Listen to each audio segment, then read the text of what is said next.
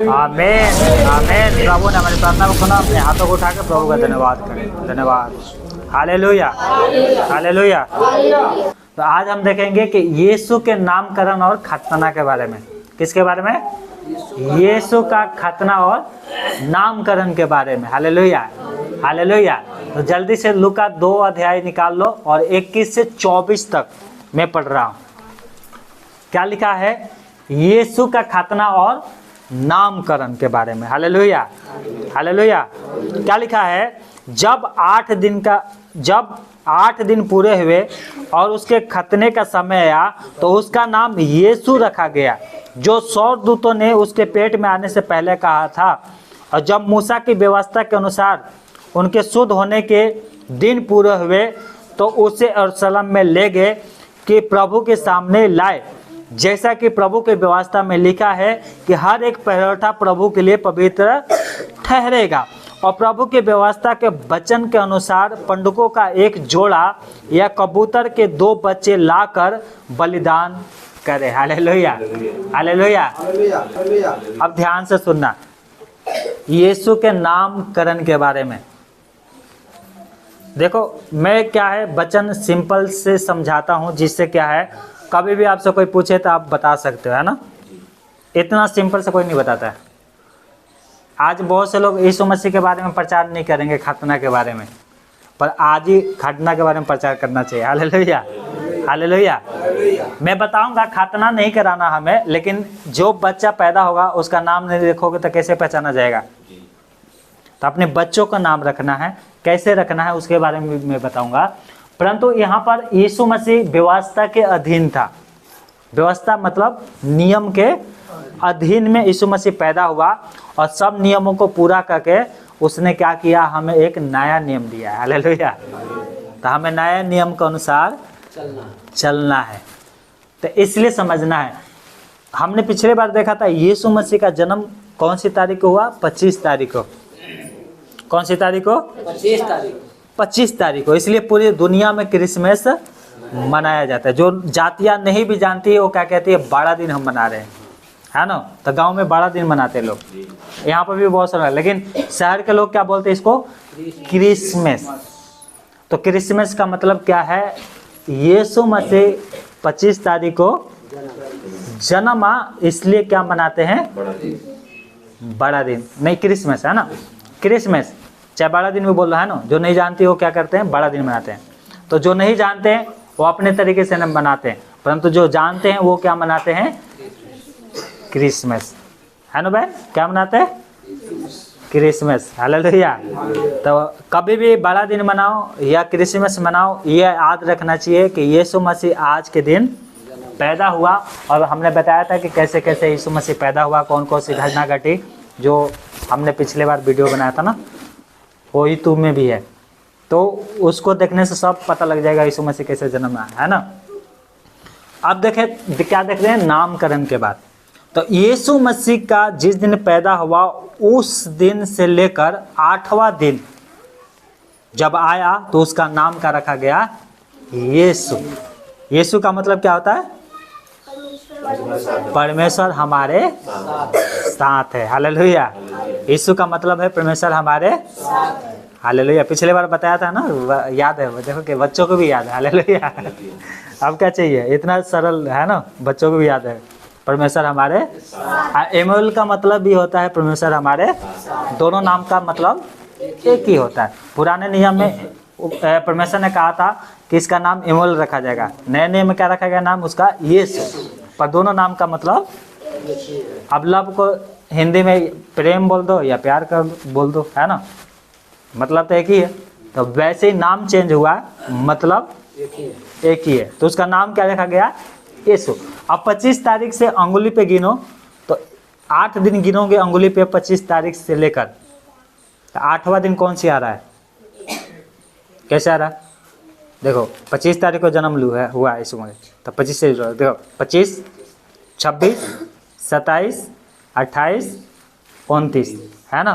उसके बाद 30 और 31 और आज क्या है? 1 तारीख। आज क्या है? 1 तारीख। तो 8 दिन जोड़ोगे तो क्या हो गया? आज हो गया तो आज के दिन यीशु मसीह का नाम रखा गया था। क्या रखा गया था? खतना भी हुआ था, नाम भी रखा गया। तो आज क्या है? 1 तारीख मतलब नया साल। उस समय सारी जातियाँ क्या करते थे ना, भैया तुम तो दूसरे देश को, हम दूसरे देश के, तो कोई अप्रैल में नया साल मना रहा है, तो कोई जून में मना रहा है, तो कोई गर्मी में, तो कोई ठंडी में, है ना। परमेश्वर ने देखो ऐसा क्या कर दिया, अपने पुत्र के नाम से सबको एक ही कर दिया। अब एक ही दिन होगा नया साल, जो आज का पूरी दुनिया में नया साल, चाहे वो यीशु मसीह को मानता है नहीं मानता है, आज ही के दिन नया साल मनाया जाएगा। Hallelujah, hallelujah. तो अभी भाई क्या बोला, परमेश्वर हमारा प्रेम है, सबको क्या कर दिया, जोड़ दिया। हालेलुया। तो कभी भी खुशी मनाए तो इस बात को याद रखना है कि हम नया साल किसके लिए मना रहे हैं? यीशु मसीह के लिए। Hallelujah, hallelujah. तो अब हमारे लिए क्या है? हमारे लिए क्या खतना कराना? नहीं, हमारे लिए खतना किसी भी बच्चे को नहीं कराना है। वो सब परमेश्वर ने क्या कर दिया है? पूरा कर दिया है। क्या कर दिया? यीशु मसीह ने पूरा कर दिया। अगर हमारे बच्चे होते हैं तो उनको खतना नहीं कराना है। खतना के बदले क्या करें? घर में प्रार्थना रखें। 8वां दिन घर में क्या करें? प्रार्थना रखें। और चाहे तो आप 40वां दिन भी रख सकते हो, पर ऐसा कोई नियम है नहीं। परंतु एक खुशी के लिए हम घर में क्या करें? अपने घर में प्रार्थना रखें। जब हमारे बेटा हो या बेटी हो तो एक प्रार्थना घर में रखना बहुत ही जरूरी है। और उसको क्या है? आशीष के लिए, उसके बच्चों को बड़े होने के लिए ये सब प्रार्थना करना बहुत ही जरूरी है। तो देखो यहाँ पे क्या लिखा है? खतना के बदले क्या है? बपतिस्मा। बड़े लोगों के लिए क्या है? बपतिस्मा। कैथोलिक में क्या करते हैं? बच्चों को बपतिस्मा दे देते हैं, परंतु बच्चों को बपतिस्मा नहीं देना। हाँ, अगर हम बपतिस्मा की जगह क्या शुद्धिकरण के लिए कर सकते हैं। जैसे 8वां दिन क्या करें? घर में प्रार्थना रखें, उनके लिए प्रार्थना करें। परंतु जब हमारा बच्चा बड़ा होता है तभी हमें बपतिस्मा उनको देना चाहिए। अगर उसका मन है तब, मन नहीं है तो बलाते नहीं देना है। क्योंकि जो विश्वास करेगा उसका बपतिस्मा होना चाहिए। जो विश्वास करेगा, बपतिस्मा लेगा, उसका उद्धार होगा। हालेलुया। गलातियों 5:2 में लिखा है, क्या लिखा है? देखो मैं पौलुस तुमसे कहता हूँ, अधिक खतना कराओगे तो मसीह से कुछ लाभ ना होगा। एक और वचन क्या है? कुरिन्थियों 7:19 में क्या लिखा है? ना खतना कुछ है और ना खतना रहित, परंतु परमेश्वर की आज्ञा को मानना ही सब कुछ है। हालेलुया। खतना कुछ नहीं है, जाति वो कुछ नहीं है, परमेश्वर की आज्ञा मानना सब कुछ है। हालेलुया। ये ध्यान रखना है। मरकुस 16:16 में क्या लिखा है? जो विश्वास करे बपतिस्मा ले उसी का उद्धार होगा, परंतु जो विश्वास ना करेगा वो दोषी ठहराया जाएगा। हालेलुया। तो हमने बपतिस्मा ले लिया, इसका मतलब हमारा खतना आत्मा का खतना हो गया। हालेलुया। विश्वास किया, बपतिस्मा लिया तो तुम्हारा उद्धार हो जाएगा। हालेलुया। रोमियो 10:9-10 क्या लिखा है? आदि तू अपने मुंह से यीशु को प्रभु जानकर अंगीकार करे और अपने मन से विश्वास करे कि परमेश्वर ने उसे मरे हुए में से जिलाया तो तू नीचे उद्धार। हालेलुया। क्योंकि धार्मिकता के लिए मन से विश्वास किया जाता है और उद्धार के लिए मुंह से अंगीकार किया जाता है। क्योंकि जो कोई प्रभु का नाम लेगा वो उद्धार। Hallelujah, hallelujah. परंतु तुम्हारा उद्धार खो ना जाए इसलिए क्या है? बपतिस्मा लेना बहुत ही जरूरी। कल जाओगे बोलोगे, परमेश्वर आएगा पूछेगा तुमने कपड़ा क्यों नहीं पहन के आया? तो जैसे उसका मुंह बंद हो गया था ना, बोला हे मित्र तू कपड़ा क्यों नहीं पहन के आया? सबको तो फ्री में दिया गया था कपड़ा, तू क्यों नहीं पहना? तो उस दिन तो बोलेंगे भैया उस दिन तो हमारी शादी थी ना, तो हमने लड़की देखने गए थे। क्या हो गया था? उस आदमी का मुंह बंद हो गया था। जब परमेश्वर पूछ रहा था कि तू कपड़ा क्यों नहीं पहना, तो कुछ जवाब ही नहीं है। वो किससे पूछ रहा था पता है? जो कभी आते हैं कभी नहीं आते हैं, फायदा के लिए जो आते हैं उनसे बोलेगा कपड़ा क्यों नहीं पहना। जिस दिन कपड़ा बांट रहा था परमेश्वर उस दिन तो तुम पता नहीं कहाँ थे। मतलब जिस दिन बपतिस्मा मिल रहा था उस दिन तुम तो पता नहीं कहाँ गायब हो गए, है ना। हालेलुया। उनको पता था, क्या बोल रहे थे? मैं तुम्हारे पापों के लिए अपना प्राण दे रहा हूँ, और ऐसा नहीं कि कोई मेरा प्राण छीन लेगा, नहीं, कोई नहीं छीन सकता। मेरे प्राण पे मेरा अधिकार है, इसको मैं दे भी सकता हूँ और वो ले भी सकता हूँ। और कहा कि मैं दे रहा हूँ और 3 दिन के बाद फिर उसको वापस ले लूँगा।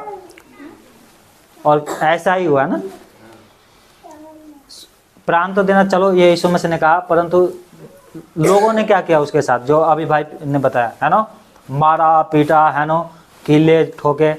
शैतान फिर लास्ट में बोल रहा था तो परमेश्वर का पुत्र है, उसको पता लग गया था कि मैंने क्रूस पर चढ़ा के नहीं उसको गलती कर दिया। अब ये आएगा और नरक में क्या करेगा, वो तो हमारे ही थे, वो सबको निकाल के ले जाएगा।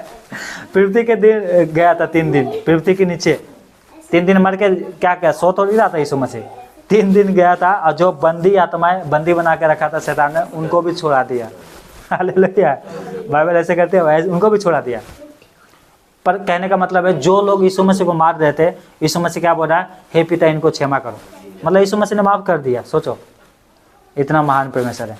आज किसी को लिए अगर कोई गालियाँ दे देता है तो बर्दाश्त नहीं होती है, किसी को भी, मेरे को भी नहीं होता है, किसी को भी नहीं होता है। पर यीशु मसीह ने कहा जैसा मैंने जीवन बिताया है वैसे तुम भी बिताओ, जैसा मेरा जीवन पवित्र है वैसा तुम्हारा जीवन भी पवित्र हो जाए। तो इस बात को हमें ध्यान रखना है। हालेलुया।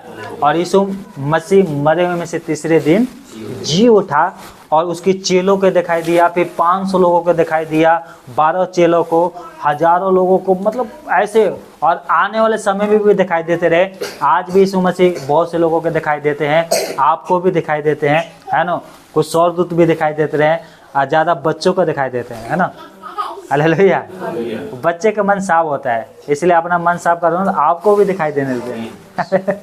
अगर चाहते हो यीशु मसीह को देखना तो अपने आप को क्या करो, मन को साफ करो, आपको भी दिखाई देंगे। हालेलुया। पौलुस को भी दिखाई दिया, है ना। पौलुस कितने साल के बाद आया विश्वास में, तब उसको दिखाई दिया। बहुत से लोगों को दिखाई दिया, आज भी बहुत से लोगों को दिखाई देते हैं। बहुत से रोजीना आपके घर में यीशु मसीह आते हैं, बोलते हैं प्रार्थना करो, है ना, मुझसे मांगो। परमेश्वर देने के लिए बोला मुझसे मांगो। मांगते ही नहीं हम लोग, एक बार मांगेंगे, 2 बार मांगेंगे, भूल जाएंगे, फिर छोड़ो, है ना। मिल भी जाता तो फिर भूल जाते हैं, नहीं मिल जाता खटखटाओ। यीशु मसीह ने कहा ना, खटखटाओ, खटखटाओ, उसके लिए प्रार्थना करो। वो खाली बोलता प्रार्थना करो, प्रार्थना करोगे सब कुछ हो जाएगा। हालेलुया। प्रार्थना करो, ईमानदारी से अपने काम करो, सब कुछ हो जाएगा। हालेलुया। और उन्होंने क्या किया था, अपने चेलों को आज्ञा दिया। क्या आज्ञा दिया, सारे जगत में जाकर, यानी पृथ्वी की छोर तक कहीं भी जाओ, मेरा क्या है, शुभ समाचार प्रचार करो। यीशु मसीह मरे हुए में से जी उठा है और वो बादला लेने के लिए आएगा, परंतु उससे पहले जो कोई विश्वास करेगा, बपतिस्मा लेगा, उसका उद्धार, जो कोई अपने मुंह से प्रभु को, यीशु को प्रभु जानकर अंगीकार करेगा, उसका क्या होगा, उद्धार। उद्धार एक ही कर सकता है, यीशु मसीह, क्योंकि स्वर्ग और पृथ्वी में सारा अधिकार उसी का है। हालेलुया। हालेलुया। क्योंकि उसने अपने प्राण देकर क्या किया है, मोल लिया है। हमें अपने प्राणों से हमें क्या कर दिया है, मोल लिया है। और जो विश्वास करेगा, बपतिस्मा लेगा, उनका उद्धार होगा।